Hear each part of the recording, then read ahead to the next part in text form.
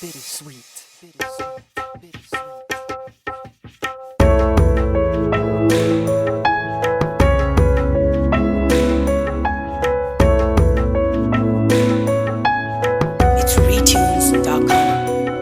Dear Eve, our souls do not rest in peace.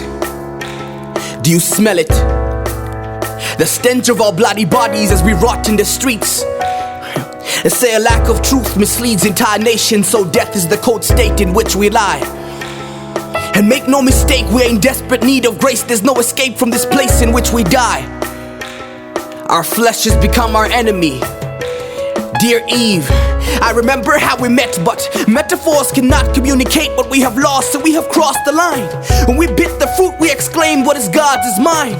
And we blamed the serpent, though we desperately debated God's design. But it was neither the snake's fault, and neither was it mine, dear Eve. When he called your name, why were you roaming? See, rumor has it the serpent is the devil. So when he hissed whispers in your ears and kissed your lips with deception, you were not just cheating on me, so you were cheating in God. Look, it's not that I don't want to take the blame, but it's the truth. The whole world has been corrupted, and it's all because of you. Oh, because of you was this words echo to send waves down eternity's timeline, and energy so sublime it sends chills down Valentine's spine. Dear Adam and Eve, shut up and let's pause the scene for a second and fast track time. You see, you have broken the divine line. Now it's just the devil on the other side of the phone, cause you shape shift like Voltrons depicting the lion that roams. Tell me, how many times have you broken relationships just cause you couldn't admit that you were wrong? Cause it's always you. You are the one that doesn't pay attention. You are the one that's always flirting. You never reply to my texts on time. You never listen. You never take out the trash. But wait, what trash? Y'all ain't even married yet, so why you staying together? Dear sister, get your fornicative behind back to your mama's house and stop blaming Cupid for your stupid decisions. You see what makes it so hard for men and women to stay together? Men make the best criminals and women make the best detectives. You see, this is the Charles Manson, Sherlock Holmes situation.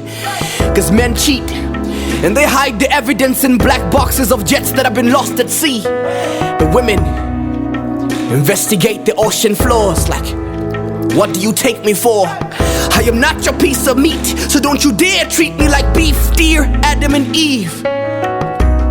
Do you see what your descendants have become? Desperate, dead, dumb, disoriented, numb. Their desperately wicked hearts and lying tongues of double-edged swords that draw stripes on the backs of their victims. And this all goes back to your collective decision to go on a mission to strip God of his royal robes and own his throne. You have become prone to more than death. Dear Eve, do you see what our sons have become? I am ashamed that our son Abel has been slain by Cain. Didn't we cane him with enough discipline? And now we can't beat the sin in him, because sin and him have become synonyms of similes. I lack words, and all his deeds are sick even if he seeks the adverbs. Observe all these adjectives and sad words. For the wrath of God is being revealed against all the unrighteousness and wickedness of men that suppress the truth. For all that can be known about God is plain to them, because God has made it plain to them. But although they knew God, they neither glorified him as God nor gave thanks to him. But they became futile in their thinking. Therefore, God gave them over to the lust of their flesh, to dishonor their bodies amongst themselves. The women gave up natural relations for those that are unnatural. The men likewise gave up natural relations with women and became consumed with the passion for one another. What a shame. But the love of God is shown in this, that while we were still sinners, Christ died for us. Dear Eve, Christ died that we may fall in love again.